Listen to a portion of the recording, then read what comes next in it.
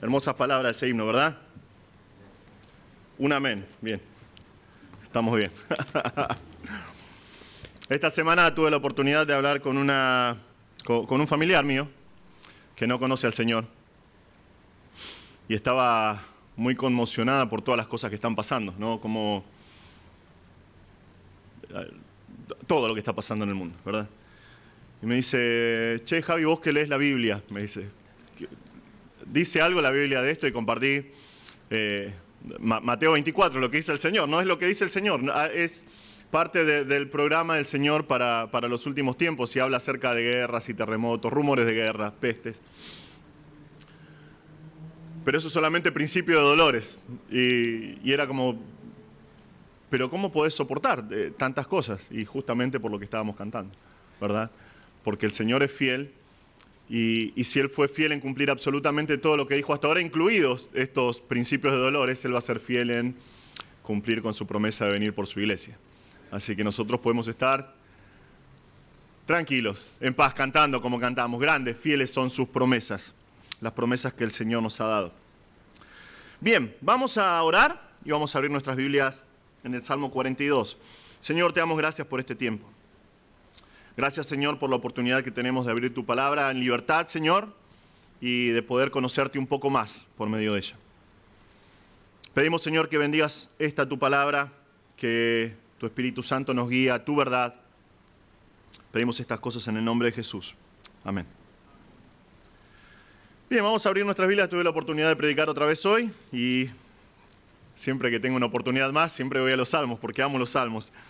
Salmo 42 marca el comienzo del segundo libro de los Salmos. Si tenés tu Biblia, dice ahí libro 2, cuando empieza este Salmo. Este Salmo comienza el segundo volumen, digamos, del libro de los Salmos, que está dividido en 5, y va hasta el Salmo 72. Y nos dice que este Salmo fue escrito por los hijos de Coré. Si recuerdan a Coré, este levita que se levantó junto con otros 250 hombres, organizó una conspiración en contra de Moisés en Números 16 y le dijo, ustedes no son los únicos santos, todos somos santos en el campamento de Dios, no necesitamos un líder, no necesitamos un orden, nosotros queremos ser iguales que ustedes. Pero luego de desafiarlo públicamente, de ir en contra de la autoridad establecida por Dios de manera pública, Dios le dijo, está bien que ellos se junten en cierto lugar, y Dios hizo una manifestación de poder impresionante. Coré, sus seguidores, sus familias, el hebreo es muy gráfico ahí, dice que la tierra se abrió debajo de ellos y se los tragó vivos, y fueron vivos al Seol. Otros 250 hombres nos dicen que fueron consumidos por fuego que salió del Señor. Una historia tristísima. Cuando habla acerca de Datán y de Abirán, dice que ellos salieron a las tiendas y estaban con sus mujeres, sus hijos y sus pequeños. Todos ellos pagaron el precio de la rebelión de estos hombres. Pero en el capítulo 26 de Números, vemos que dice que los hijos de Eliab, Nemuel, Datán y Abiram, que son estos amigos de Coré, estos Datán y Abiram fueron los del consejo de la congregación que se rebelaron contra Moisés y Aarón con el grupo de Coré, cuando se rebelaron contra Jehová. Es interesante que la manifestación de rebeldía de ellos fue públicamente, abiertamente, fue contra Moisés, pero en realidad su corazón estaba en contra de Dios y estaba en contra del orden establecido por Dios. Dice, la tierra abrió su boca y los tragó a ellos y a Coré cuando aquel grupo murió, cuando consumió el fuego 250 varones para servir de escarmiento. Entonces es bien duro y bien conciso lo que dice, ¿verdad? Para servir de escarmiento. Las personas a partir de ahora en la historia de Israel que vieran esa historia se darían cuenta que es bastante tonto levantarse contra las autoridades que levanta Dios. Pero versículo 11 de Números 26 nos dice, mas los hijos de Coré no murieron. Por alguna razón, estos hombres no se unieron a la rebelión de Coré. Cuando Coré se puso delante de todo el campamento junto con sus secuaces y con todas las personas que estaban en contra de Moisés, ellos no fueron. Ellos se hicieron un paso al costado, permanecieron fieles al Señor.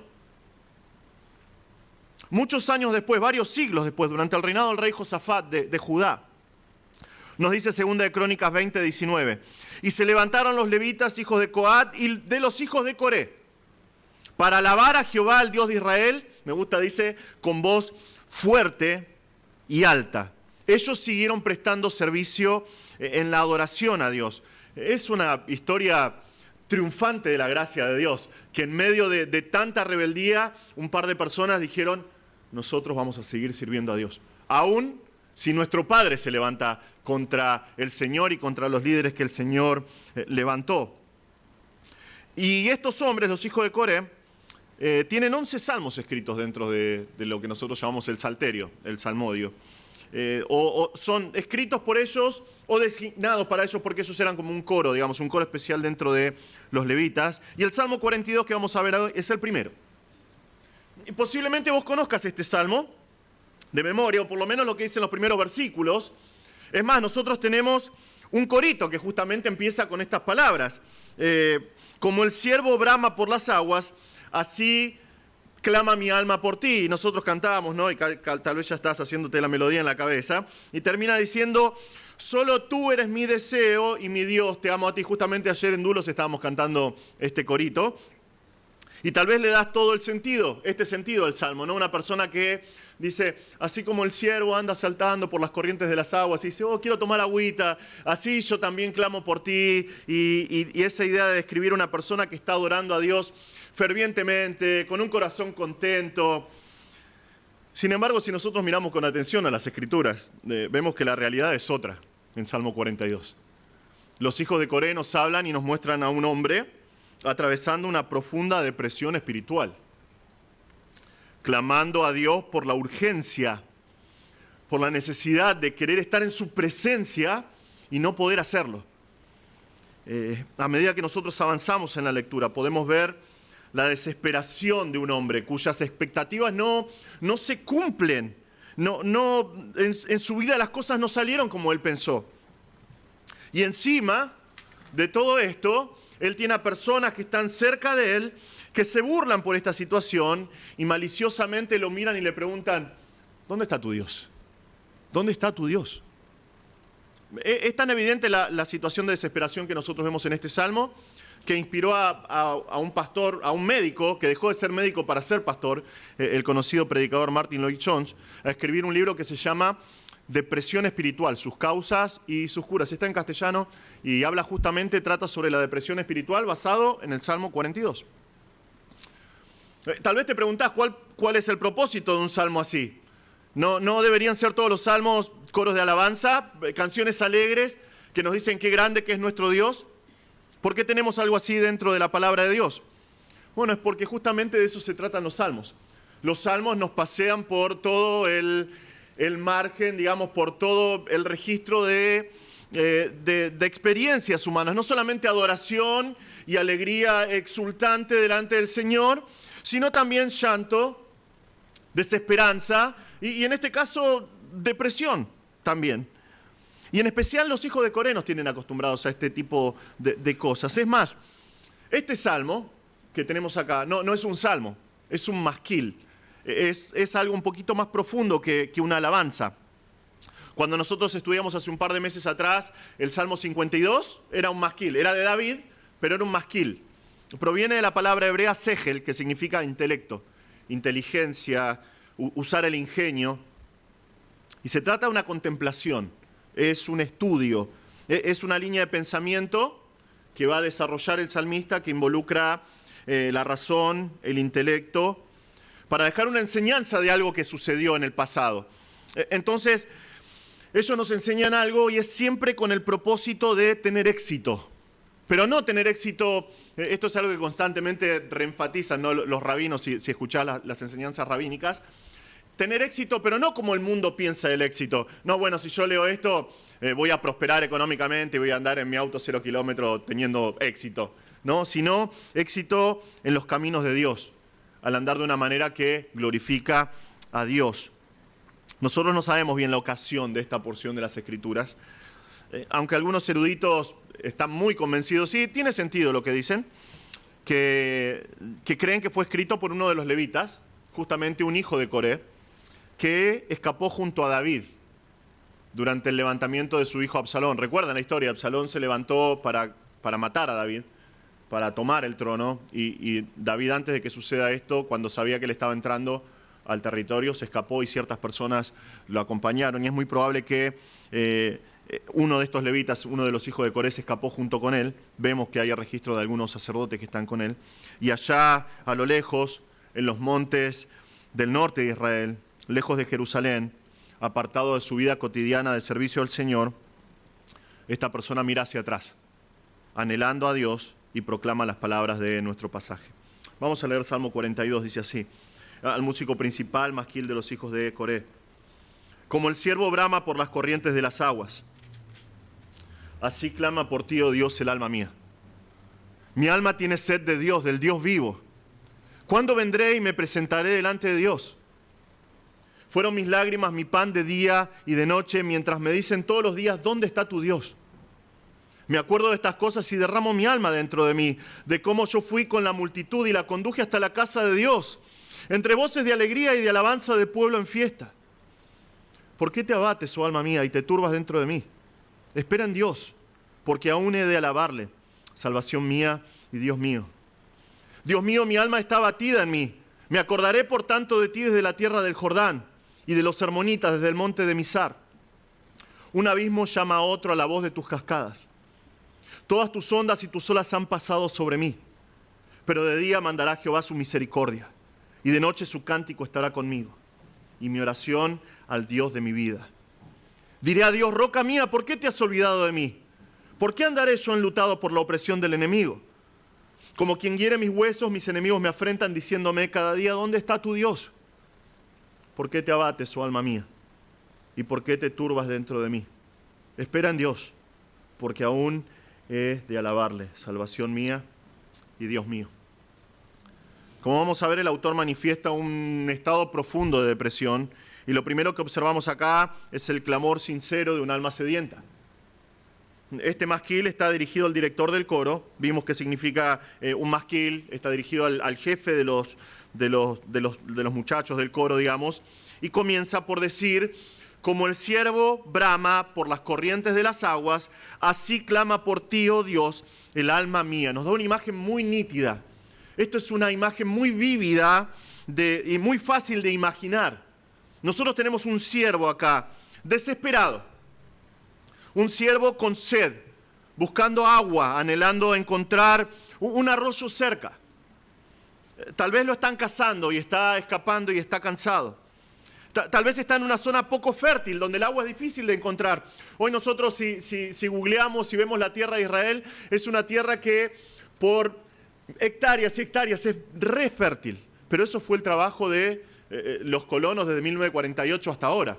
Pero en este momento de la historia, en general, el gran porcentaje de la tierra de Israel era no fértil, era algo árido, era tierra árida y desértica.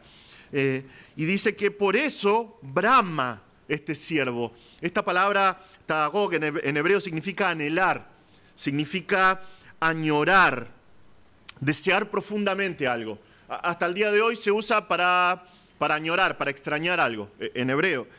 Solo se encuentra 3 veces en la Biblia.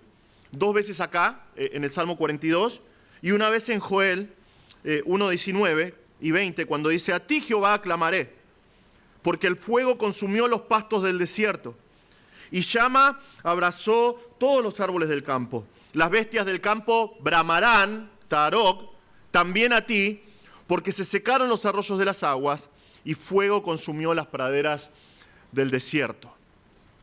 Esta escena, Joel parece que está hablando casi de nuestro tiempo, ¿no? Hace muy poco nosotros vimos por la televisión estos incendios terribles en toda la provincia de Corrientes. Y los videos que mostraban los noticieros eran realmente muy tristes, te quebrantaban el corazón. Pudimos ver el efecto en las pérdidas de cientos y miles de productores, pero también vimos videos de fauna huyendo, animales muertos por causa del fuego, pero muchísimos animales de todas las especies escapando del fuego, desesperados por saciar su sed en medio de las llamas. Y este tipo de desesperación es la que habla acá. Pero el autor nos da esta frase solamente para ilustrar de forma profunda su experiencia personal.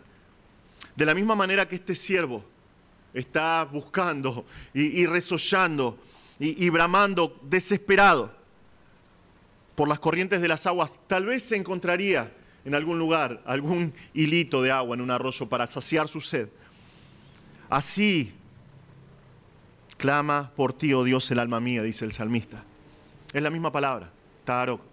De la misma manera que nosotros en nuestras traducciones tenemos brama y clama, acá es la misma palabra. Mi alma añora, mi alma desesperadamente te desea. Pero a Dios. Él dice su alma, lo más profundo de su ser, su mente, su voluntad, sus emociones. Todo su ser clama y añora al Señor. Este hijo de Coré dice al Señor, mi anhelo, mi deseo, es para vos, Señor. Sos todo lo que añoro. Sos todo lo que deseo. Mi alma necesita ser saciada por tu presencia. Algunos teólogos llaman esta experiencia la oscura noche del alma. Está basada en algunos escritos de un místico católico del siglo XVI que se llamaba Juan de la Cruz. Y escribió un poema que habla acerca de esto. Y luego muchos teólogos de la Reforma tomaron este concepto porque tiene sentido. Es un momento de oscura depresión. La oscura noche del alma, causado por la sensación en el alma de la persona de sentirse lejos de Dios, de sentirse ajeno a su presencia. Nosotros vemos y decimos, bueno, pero nosotros sabemos lo que dice la Biblia, Dios está en todos lados, podemos ir confiadamente al trono de gracia, bla, bla, bla, bla, bla.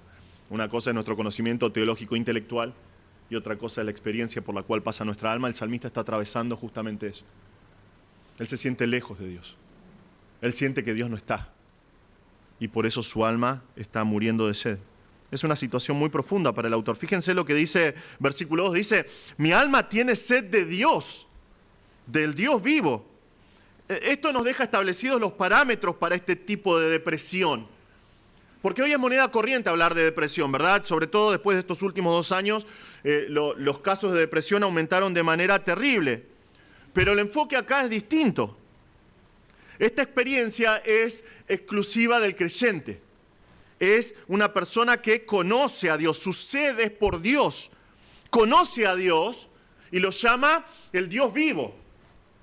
Esto es completamente distinto al resto del mundo. Él dice, mi alma tiene sed del Dios vivo, del Dios del cual fluye toda la vida, del Dios que da vida a los demás. A diferencia del resto de las naciones que son ídolos muertos, mi Dios está vivo y mi alma tiene sed de este Dios. Cualquier otra causa de depresión no está contemplada acá. Se pueden usar estos mismos principios para llevar a una persona que está atravesando la profunda depresión en su alma para Cristo primeramente, ir a Cristo primero, pero esta persona es un creyente.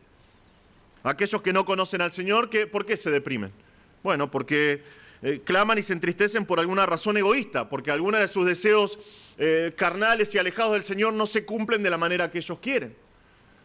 Tal vez hay algunos cristianos a medias que son inmaduros en su fe y también se deprimen por esas cosas. Se frustran porque las cosas no salen como ellos querían. No es la misma experiencia que vemos acá. Este es un hombre que sabe que tiene sed de Dios y dice, mi alma tiene sed de Dios, del Dios vivo. Sabe que tan solamente Dios puede saciarlo y nada más. Pensemos en esto, caminás al rayo del sol durante horas y gracias a Dios está yendo el verano, no me gusta para nada el calor, pero estás caminando por horas al sol, cansado, muerto de sed. De repente se acerca alguien con un vaso en su mano y te ofrece ese vaso y te dice, tomá. Y te fijás, sentís un olor raro. ¿Qué es? Nafta. La acabo de sacar de la heladera, está fresquísima. Tomala. Vos le vas a decir, no, tomátela, no me importa. ¿Por qué? Sería una locura tratar de saciar mi sed con nafta, ¿verdad? Sería una estupidez. Sería una estupidez exactamente igual tratar de saciar nuestra sed con otra cosa que no sea el Señor. El salmista dice eso, estoy desesperado por Dios. Y solamente Él puede saciar el anhelo que tengo. Y no lo veo, no lo siento, no lo veo cerca, no lo puedo ver obrando en mi vida. y mi alma está muriendo de sed. La pregunta para nosotros, basada en este pasaje, es: ¿qué tanto deseamos a Dios? ¿Qué tanto anhelamos a Dios de esta manera? ¿Realmente llegamos alguna vez a experimentar esta experiencia que tiene el salmista acá? Déjame que te haga otra pregunta. ¿Por qué extrañamos a la gente? ¿Por qué llegamos a extrañar a la gente, a nuestros familiares que se van de viaje, o a nuestros hermanos? Hemos tenido varios hermanos que han estado con nosotros y después han viajado a otros países y vemos su foto por ahí, tal vez un recuerdo en las redes sociales, y nuestro corazón empieza a compungirse, ¿verdad? Porque los extrañamos. ¿Por qué los extrañamos? Porque primeramente hemos tenido una relación profunda, lazos emocionales se han tejido entre nosotros, y la idea de que están lejos de nosotros nos quebranta el corazón. Y sucede exactamente lo mismo con el Señor. Si nosotros estamos constantemente alimentándonos de su palabra, constantemente conociéndolos por medio de la Biblia, vamos a llegar en algún momento a experimentar esto cuando pensemos equivocadamente, como el salmista, que Dios está lejos. Pero si no conocemos a Dios a través de su palabra, si nosotros no lo amamos y no entendemos que Él es el Dios vivo y el único que puede saciar nuestra sed, ¿cómo vamos a extrañarlo? Sería imposible. Pero esta persona conoce íntimamente al Señor. Él está sediento por la presencia de Dios, pero al no poder experimentar esa presencia, se desespera, se deprime. ¿Qué lo lleva a tal instancia? Bueno, varias cosas lo llevan a tal instancia, pero lo primero que vemos en estos pasajes son una serie de expectativas que él tiene, que están insatisfechas. Vemos que este hombre tenía planes para su vida. Pensó que estaría haciendo ciertas cosas, pero no están sucediendo de esta manera. Y eso lo está matando. Esto es algo que nos dice la palabra de Dios. Proverbios 13:12 dice que la esperanza que se demora es tormento del corazón. Pero árbol de vida es el deseo cumplido. Qué lindo los proverbios, ¿verdad? Dice, la persona que está anhelando algo y dice, ay, ¿por qué no llega lo que estoy esperando? Es tormento del corazón. Pero cuando se cumple el deseo del corazón es un árbol de vida. Y es lo que está sucediendo con él acá. Él tiene expectativas que no se llegaron a cumplir. Él dice, ¿cuándo vendré y me presentaré delante de Dios? ¿Ven? Él pregunta, ¿cuándo? ¿Cuándo? ¿Por qué está preguntando cuándo? Porque evidentemente no está pasando ahora. Tendría que estar pasando ahora esto. ¿Cuándo va a llegar el momento? ¿Cuándo? El momento de dos cosas, literalmente. Él quiere ir y quiere ver el rostro de Dios. Nuestras traducciones dicen, me presentaré delante de Dios. ¿Por qué? Bueno, porque los masoretas cambiaron la traducción para que diga, presentaré delante de Dios, porque dijeron, nadie puede ver el rostro de Dios y vivir, que es verdad. Pero lo que dice el salmista acá es que cuando viene delante de Dios a adorar, como vamos a ver versículo 4, él experimenta la presencia de Dios, como si Dios estuviera cara a cara. Pero está lejos. Está lejos. Y otra vez, para nosotros parece una pavada, ¿verdad? Porque nosotros podemos ir en cualquier momento, en cualquier tiempo y lugar al Señor. El trono de gracia está disponible para todo aquel que está en Cristo. O por lo menos en teoría debería suceder así, ¿no? Nosotros decir, es un buen momento para ir a mi Padre. Es un buen momento para orar, sin importar en el lugar en el que esté. Pero en la vida de estos hombres, en el pasado, su estilo de vida estaba conectado al servicio en el tabernáculo, al servicio en el templo. Cada uno de los levitas tenía turnos asignados para cumplir con sus servicios de adoración al Señor. Pero él está lejos de Jerusalén. Y al estar alejado de Jerusalén, piensa que él también está alejado de Dios. Y esto lo lleva a una tristeza muy profunda. Dice, fueron mis lágrimas, mi pan de día y de noche. Su alimento, su pan diario, son sus lágrimas. Él está constantemente llorando y llorando. Es una actitud constante día y noche. Pero hay algo que potencia esta situación. Hay algo que empeora esta situación. Dice, mientras me dicen todos los días, ¿dónde está tu Dios? ¿Dónde está tu Dios? Esto, acá no se trata de enemigos. No está hablando de enemigos. No todavía. Nosotros vamos a ver eso. Ellos van a ser nombrados en versículos 9 y 10. Pero acá es una palabra distinta. El verbo está conjugado de manera distinta en el hebreo. Está en singular. Entonces dice, mientras me dice todo el día. Y solamente tenemos a una persona que nombra acá, una persona entre comillas, que nombra en singular en los versículos anteriores. ¿Quién es? Su propia alma. Su propia alma constantemente le está diciendo, sedienta de Dios, insatisfecha, le está diciendo, ¿dónde está tu Dios? ¿Dónde está tu Dios? Esto es algo que no debe suceder nunca en nuestras vidas. No debemos dejar que nuestra alma sea nuestra consejera. Nunca va a terminar bien. Creo que todos hemos estado en esta situación, ¿verdad? Tal vez recién nos levantamos, no estamos pensando en absolutamente nada, cansados, y escuchamos en nuestro interior, seguí durmiendo.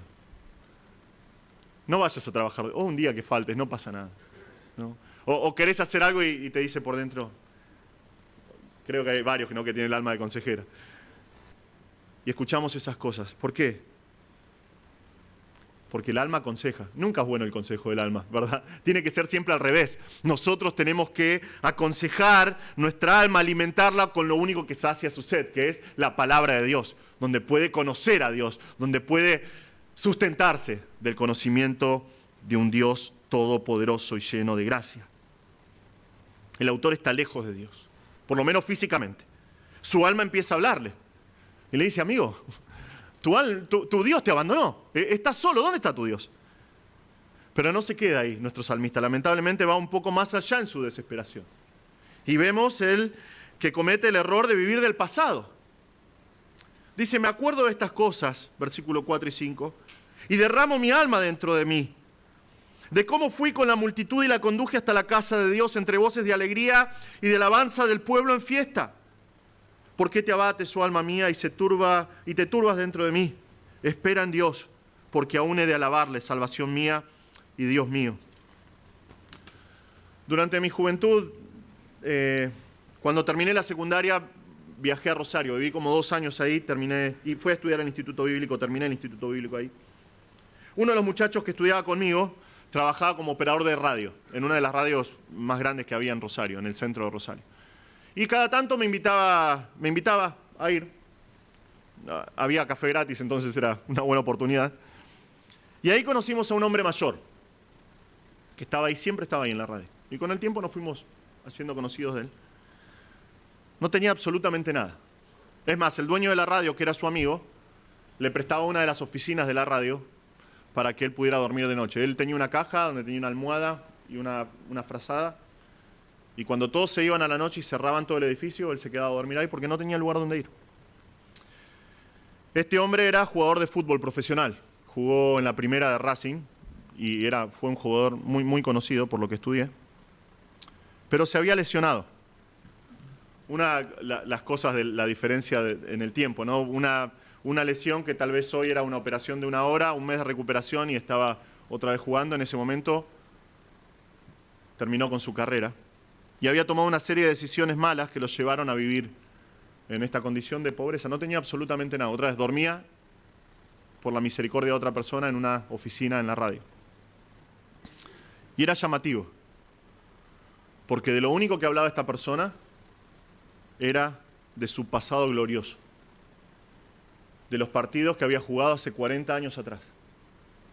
Y él te decía, tenía una manera especial de contártelo, de manera vívida, te transportaba otra vez al Buenos Aires de 1950 y te decía, ¿sabés la jugada que me mandé acá? ¿Sabés el gol que hice? Y te contaba. Pero constantemente estaba viviendo en el pasado. Vivía en el pasado ignorando el presente. Y algo así sucede acá. Este hombre no solamente está frustrado porque las cosas no salieron como él quería. Él quiere estar adorando a Dios, no está lejos. Y él recuerda cosas que parecen tan lejanas hoy. Y eso empeora las cosas. Él dice, yo me acuerdo del pasado. Yo me acuerdo del pasado y se derrama mi alma dentro de mí. Es como si agarrara un vaso con agua y tirase todo el agua de esa manera que el agua se desparrama. Así está desparramada mi alma dentro de mí. Y esto es un error normal, viajar con la mente a un tiempo pasado que fue mejor. Es como una vía de escape. Esto es algo que el mundo nos recuerda constantemente con la frase, todo tiempo pasado fue mejor. Y constantemente están diciendo, no, hoy todo es una porquería, todo tiempo pasado fue mejor. Los electrodomésticos que compramos hoy son una porquería, todo tiempo pasado fue mejor. Y la primera heladera que me compré me duró 45 años, ¿no? Y todavía sigue congelando. Nosotros vemos hoy una fascinación con las cosas del pasado, juguetes de época, música de ciertas épocas, diferentes modas del pasado que vuelven otra vez. ¿Por qué? Porque tiene el mundo la fascinación de que todo tiempo pasado fue mejor. Y es lo que hace este hombre. En su mente viaja en el tiempo a una etapa feliz de su vida. ¿Qué es lo que se acuerda? Bueno, se acuerda de su servicio al Señor. Él dice, me acuerdo de cómo fui con la multitud y la conduje hasta la casa de Dios. De cómo fui, acá no está en el texto en hebreo. Dice, ¿por qué? Nos muestra la causa de su alma derramada. Porque yo fui. Yo guiaba a una multitud de gente a la casa de Dios para adorar, para celebrar. Ellos caminaban lentamente. La idea es que están caminando lentamente hacia el templo o hacia el tabernáculo en una peregrinación, en una procesión solemne, disfrutando de su tiempo de fiesta especial. Seguramente una de las 3 fiestas especiales que se celebraban al año en Jerusalén, Pascua, Pentecostés o la fiesta de los tabernáculos. No solamente iba lentamente por la solemnidad del asunto, sino porque estos eran eventos masivos que durante días enteros celebraban al Señor. Algunos comentaristas dicen que alguna de las últimas fiestas de tabernáculos que hubo en Jerusalén, hubo 2,5 millones de personas en la ciudad celebrando al Señor.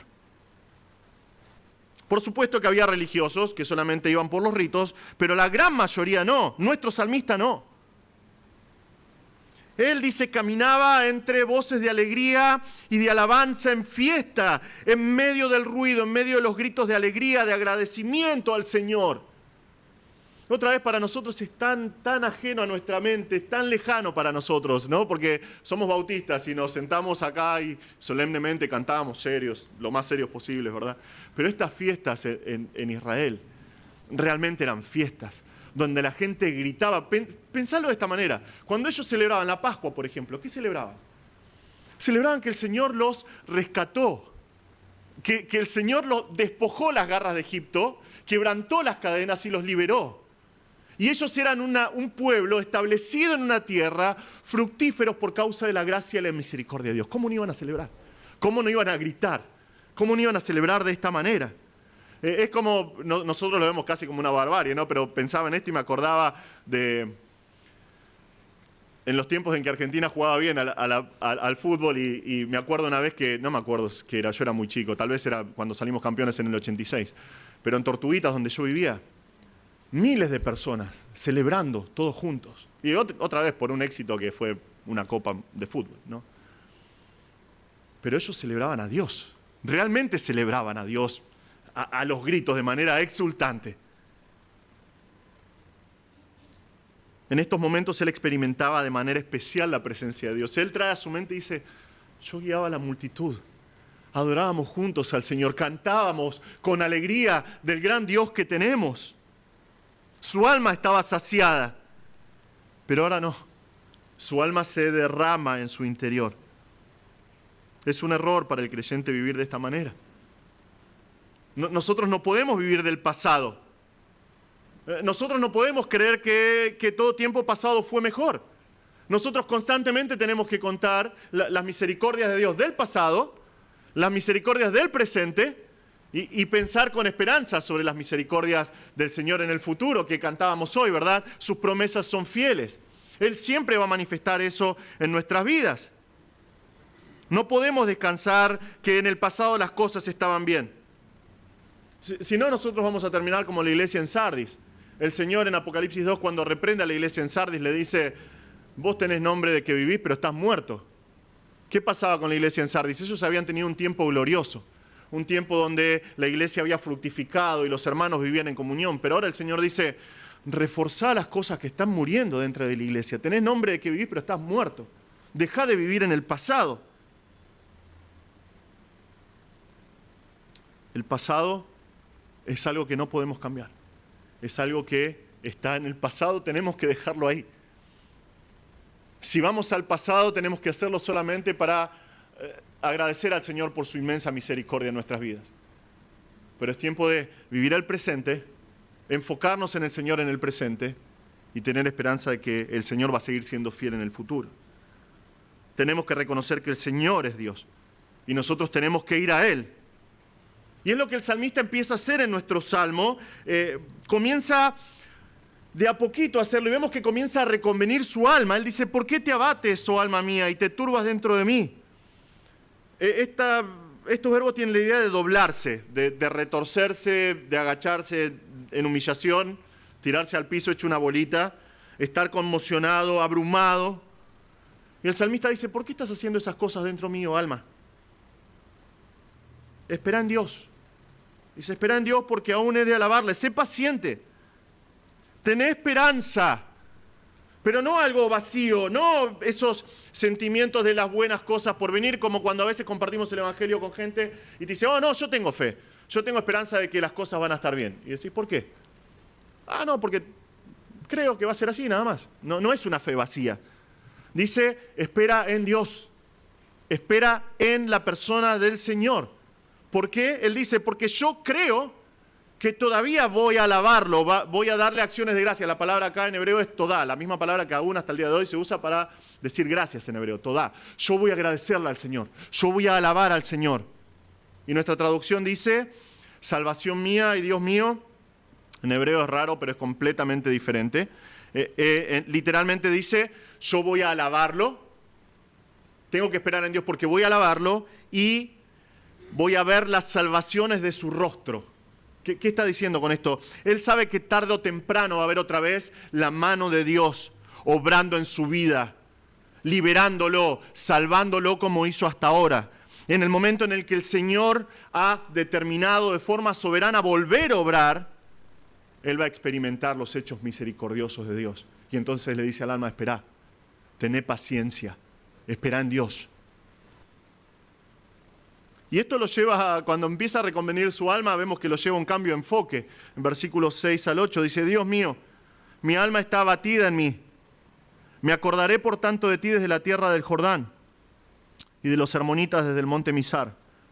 Un abismo llama a otro a la voz de tus cascadas. Todas tus ondas y tus olas han pasado sobre mí.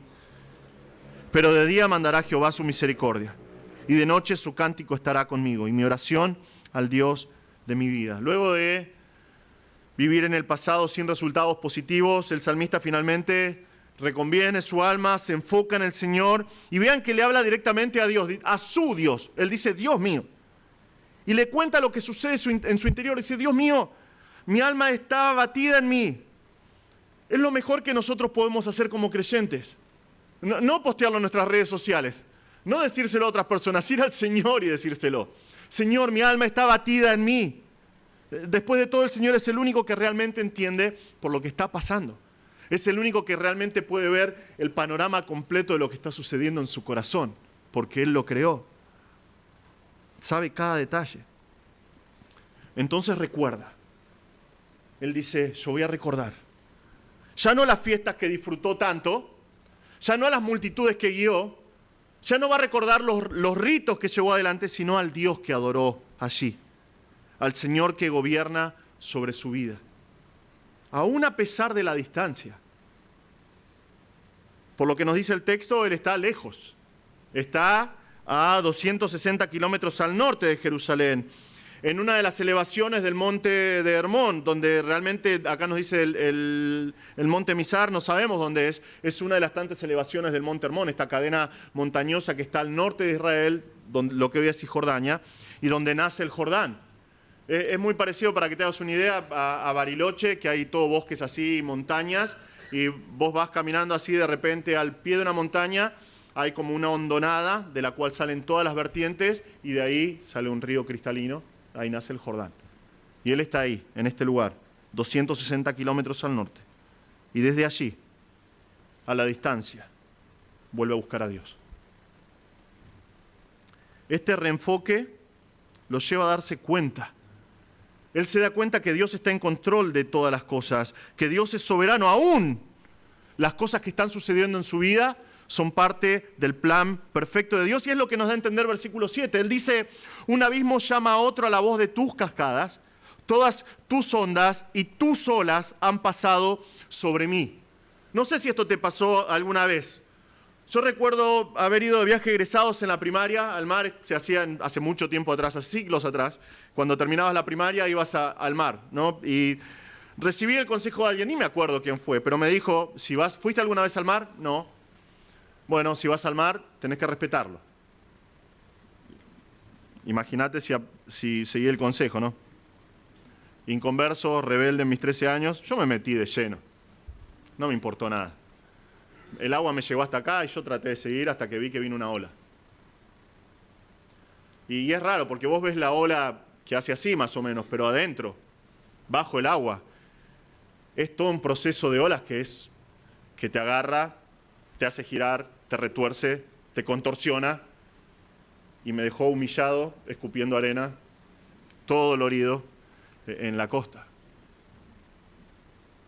Buena lección, aprendí a respetar al mar ahí. Es lo que dice el salmista acá, es lo que experimentó. Fue como si todas las olas del mar le pasaran por encima y lo revolcaran y lo dejaran humillado, pero lo que realmente sorprende es que entiende que solo fue parte del plan soberano de Dios para su vida, fue Dios. Porque Él dice, las cascadas son de Dios. Son tus cascadas que llamaron de un abismo al otro. Son tus olas, son tus ondas que pasaron sobre mí. Dios lo puso en esta situación. Y él finalmente entiende. Dice, Dios me hizo atravesar por este proceso. Pero tenemos el versículo 8. No tenemos el pero en el texto hebreo, pero lo tenemos en nuestra traducción. Él dice, de día mandará Jehová su misericordia y de noche su cántico estará conmigo y mi oración al Dios de mi vida. Hasta ahora, nuestro salmista en todo el texto va llamando a Dios por sus nombres genéricos. Le dice Elohim, le dice El, le dice Elohai, que es Dios mío. Pero ahora, una vez que se enfoca en el Señor, luego de que cambia su enfoque a Dios, llama al Señor por su nombre de pacto. Nuestras traducciones son Jehová, Yahweh, el Dios autoexistente, el Dios que es fiel a sus promesas, el Dios que se presentó en Éxodo delante de Moisés y le dijo, yo los voy a rescatar. El Dios que vez tras vez en el Antiguo Testamento, a pesar de la infidelidad de Israel, siguió sosteniéndolos. Él dice, pero de día, Jehová, el Dios fiel a su pacto, va a mandar, va a dar una orden y al mandato de su voz, su gesed, su gracia, su bondad, su gran misericordia incondicional va a ser derramada sobre mi vida. Y esto va a producir frutos en su vida. La gracia de Dios derramada en la vida de este hombre finalmente va a transformar por completo su actitud. Él ya no va a estar llorando. Él no va a estar gritando y diciendo, tengo sed de Dios. ¿Dónde está Dios? ¿Dónde me abandonó Dios? Él dice, de noche, una vez que esa gracia sea derramada, su cántico estará conmigo y mi oración al Dios de mi vida. Aún por la noche, cuando la luz deje de ser, su alma va a estar satisfecha por la gracia de Dios, que va a cantar al Señor, sin importar dónde esté. Es algo que nosotros hacemos, ¿verdad? Cuando estamos felices, ¿qué hacemos? Cantamos. Y Él dice, mi cántico, un cántico para el Señor, va a estar conmigo. Aún a pesar de que la luz se vaya y esté rodeado por la oscuridad, voy a cantar al Señor. Voy a orar al Señor. Mi oración al Dios de mi vida va a ser de manera totalmente dependiente a Él, confiando en Él, sabiendo que Él está en control, porque Él es el Dios de mi vida, dice el salmista. Él es el Dios de mi vida, es el dueño de mi vida, es el que me trajo hasta este lugar. Es lo que vemos al final de nuestro salmo. El autor ora mostrando la determinación de esperar en el Señor. Diré a Dios, roca mía, ¿por qué te has olvidado de mí? ¿Por qué andaré yo enlutado por la opresión del enemigo? Como quien hiere mis huesos, mis enemigos me afrentan diciéndome cada día, ¿dónde está tu Dios? ¿Por qué te abates, oh alma mía, y por qué te turbas dentro de mí? Espera en Dios, porque aún he de alabarle, salvación mía y Dios mío. Finalmente vemos que en el Salmo se dirige a Dios. Él dice, diré a Dios, roca mía, ¿por qué te has olvidado de mí? Esto parece una queja, pero él no es irreverente para nada. Dios es su roca. Dice, diré a Dios, roca mía. Vos sos mi roca. Esto no es como la palabra Eben, que significa una piedra. Esto es una palabra que significa como un acantilado, como un risco elevado al cual nadie puede llegar para lastimar a una persona. Y él dice, es Dios mi roca. Él es quien mantiene la firmeza en mi vida. Es donde me encuentro seguro. Y lo que dice en manera de pregunta acá en realidad es un ruego. Él dice, diré a Dios, roca mía, no me abandones, no me dejes, no me abandones. ¿Por qué andaré yo enlutado por la opresión del enemigo? Se pregunta, como quien hiere mis huesos, mis enemigos me afrentan diciéndome cada día, ¿dónde está tu Dios? Los enemigos son reales, están ahí, constantemente, frente a él, cada día. Y se burlan de la esperanza de este hombre. Son tan duras sus palabras que parecen golpes capaces de quebrar huesos. Y tenés que pegarle fuerte a una persona para quebrarle un hueso. Y él dice, de la misma forma que personas te golpean para quebrar sus huesos, así son sus palabras para conmigo. Ellos ven la tristeza de este hombre, lo ven afligido por añorar a Dios. Tal vez le preguntaron, escúchame, ¿por qué estás tan cabizbajo? Y él le dijo, porque mi alma tiene sed de Dios. Y se empezaron a reír. Le dijeron, ¿dónde está tu Dios? ¿Dónde está el Dios del que tanto hablas? ¿Vale la pena vivir piadosamente? ¿Vale la pena vivir para el Señor? ¿Dónde está tu Dios? Pero vean su enfoque. Él cambió por completo y él dice, ¿por qué voy a caminar vestido de luto? ¿O por qué voy a andar en oscuridad? ¿Por qué voy a andar entre las sombras si yo sé que Dios es mi roca? Si realmente conozco a Dios. Si Dios es el Dios de mi vida. Yo voy a confiar en Él, dice el salmista. Yo voy a esperar en Él. Nuestro salmo termina literalmente con las mismas palabras de versículo 5. Dice, ¿por qué te abates, oh alma mía? ¿Por qué te turbas dentro de mí? Espera en Dios, porque aún he de alabarle, salvación mía y Dios mío. Él termina otra vez hablándole a su alma. Es lo mejor que puede hacer para animarse y salir de esta depresión. Le dice al alma, no hay ningún motivo, no hay ninguna razón para estar abatido, para estar turbado. Es como que lo está mirando ahí retorciéndose en el piso, ¿no? Y dice, alma mía, ¿por qué estás así? No hace falta, no hay necesidad de que estés así. Espera en Dios. Tené paciencia, tené esperanza. Él va a mandar su gracia, su cántico. El cántico del Señor va a estar en nuestros labios otra vez. Alma, vamos a estar bien. Vamos a alabar al Señor otra vez. Vamos a experimentar otra vez los hechos salvadores de su mano todopoderosa.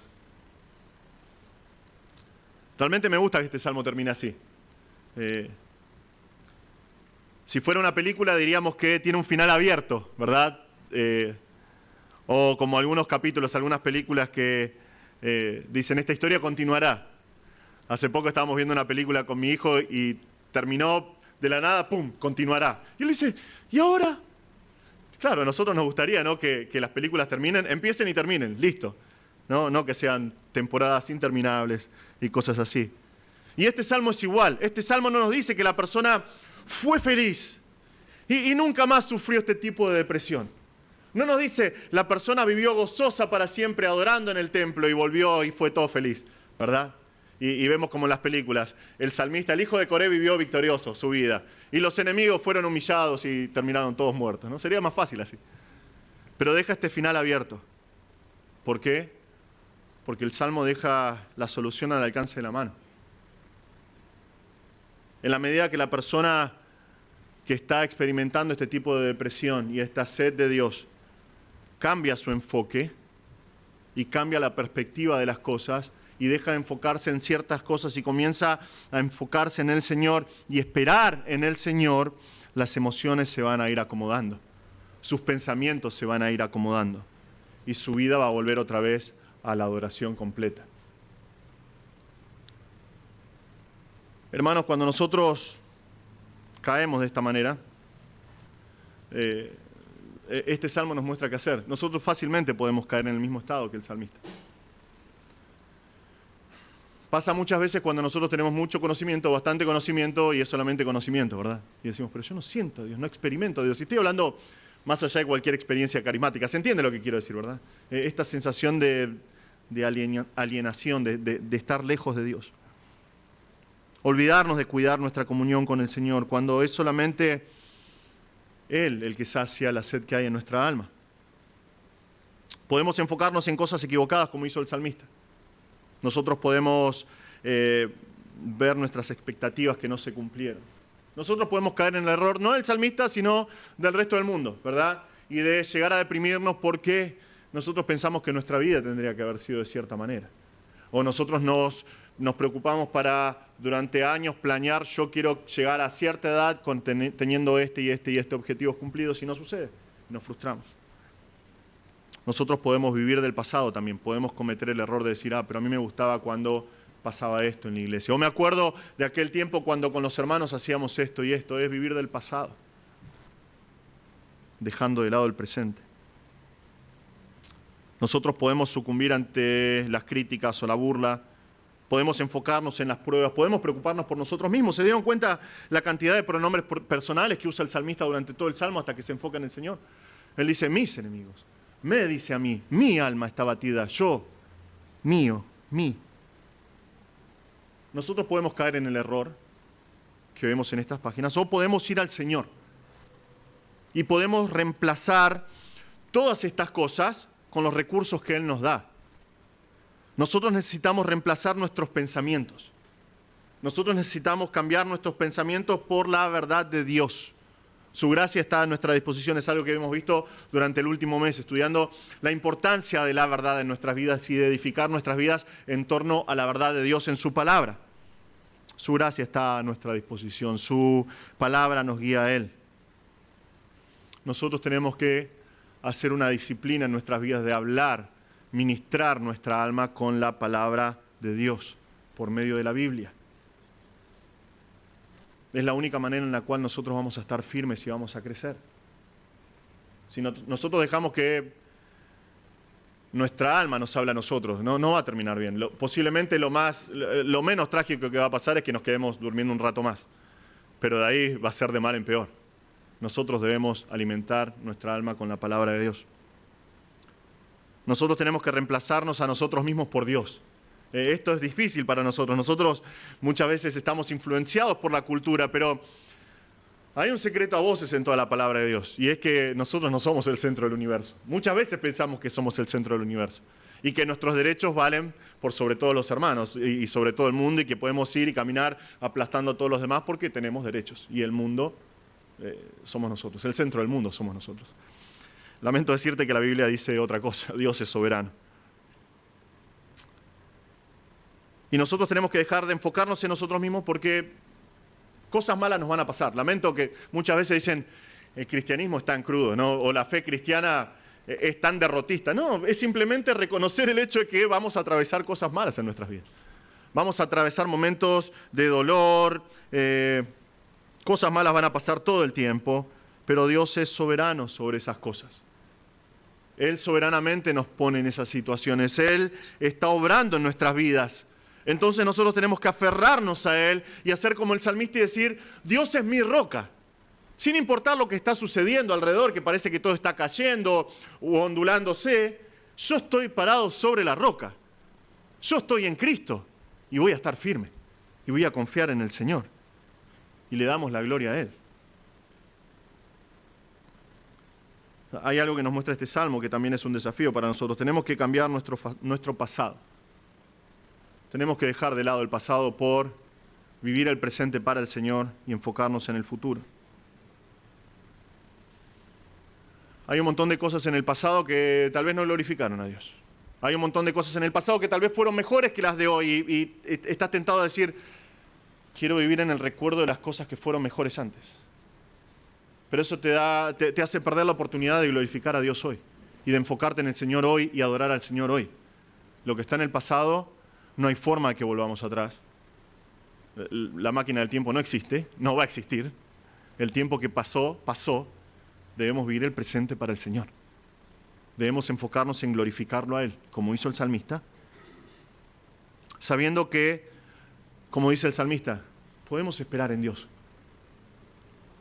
Podemos tener paciencia en Él, sabiendo que constantemente va a darnos oportunidades de alabarle, de agradecerle, como dice Él, de ver, literalmente dice, ver las salvaciones de su rostro, de ver su mano misericordiosa obrando en nuestras vidas. Pero también, mientras servimos en el presente, esperamos con expectativa el futuro glorioso que nos espera cuando vamos a estar delante de la presencia del Señor. Quiero terminar con una frase de la escritora cristiana Corrie ten Boom, creo que la conocen todos. Creo que ilustra bien nuestro salmo. Ella dijo, si mirás el mundo, te vas a angustiar. Si mirás dentro tuyo, te vas a deprimir. Pero si mirás a Dios, vas a encontrar descanso. Malas situaciones van a pasar siempre en nuestras vidas. Pero tenemos que hacer lo que hizo el salmista, cambiar su enfoque, ir al Señor y descansar en Él. Tal vez estás acá esta noche y no conoces al Señor. Tal vez no entendés nada de lo que dijimos. Tal vez estás escuchando esta grabación o estás viendo esta transmisión en vivo y no sabes qué va a suceder con tu vida hoy si partís de este mundo. No encontrás sentido a tu vida. No hay satisfacción en tu alma. No hay satisfacción en ninguna de las cosas que haces. Bueno, eso es justamente porque no conoces al Señor. Cada uno de nosotros, dice la palabra de Dios, que nace en esta condición de pecadores, alejados de Dios, ajenos a Dios y merecedores del infierno eterno, porque la Biblia dice que la paga del pecado es la muerte eterna. Pero es por eso que Dios mandó a Cristo. Cristo, siendo Dios, se hizo como uno de nosotros, anduvo en este mundo en una vida de perfección y santidad, porque era Dios, y se entregó en una cruz. Él derramó su sangre y cargó con tus pecados y los míos en la cruz. Y la palabra de Dios dice que si vos te arrepentís de tus pecados, reconoces que sos un pecador y venís a Cristo hoy, Él te va a perdonar. Él te va a dar vida eterna y vida nueva. Si no conoces al Señor, todavía estás en tus pecados. Y esa insatisfacción que tenés en tu vida es porque no conoces a Cristo. Y tu alma tiene sed, y esa sed no la puede saciar absolutamente nadie más que Cristo. Cristo te ofrece eso hoy. Es lo que dice la palabra de Dios. El último libro de la Biblia, Apocalipsis, Jesús mismo dice, el que tiene sed, venga, y el que quiera, tome del agua de la vida gratuitamente. Si no sabes qué va a pasar con tu vida hoy, si morís y todavía no conoces a Cristo, vení a Cristo hoy. Arrepentite de tus pecados. Él murió por vos. Él te amó tanto que se entregó sufriendo el oprobio y la vergüenza por vos. Y Él te ofrece saciar tu sed, darte vida nueva. Vení a Cristo. Él puede saciar la sed que hay en tu alma. Hermanos, nos animamos con la palabra del Salmo 42. Muchas veces va a haber en nuestras vidas tiempos de depresión de esta manera, que nosotros podamos recordar, el Señor está. Debemos esperar en el Señor, enfocarnos en el Señor. Él es nuestra roca. Vamos a orar. Señor, te damos gracias por este tiempo. Te damos gracias, Señor, por tu palabra.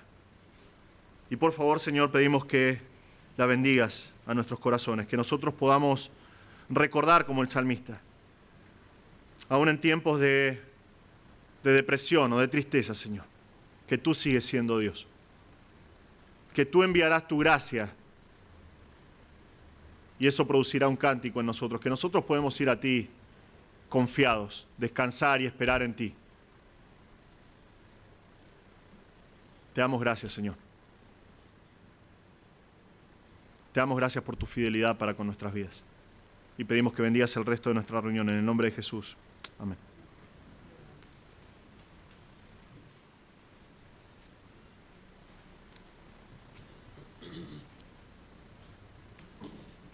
Gracias, Pastor.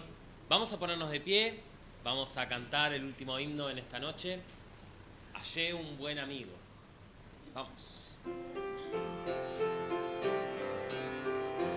Vamos. Hallé un buen amigo, mi amado Salvador. Contaré lo que él ha hecho para mí. Hallándome salvo y hoy me guarda para sí. Confesamos. Me salva del pecado, me guarda de Satán, promete estar conmigo hasta el fin. Él consuela mi tristeza, me quita todo afán, grandes cosas Cristo ha hecho para mí. Jesús jamás me falta, jamás me dejará, es mi fuerte y poderoso protector.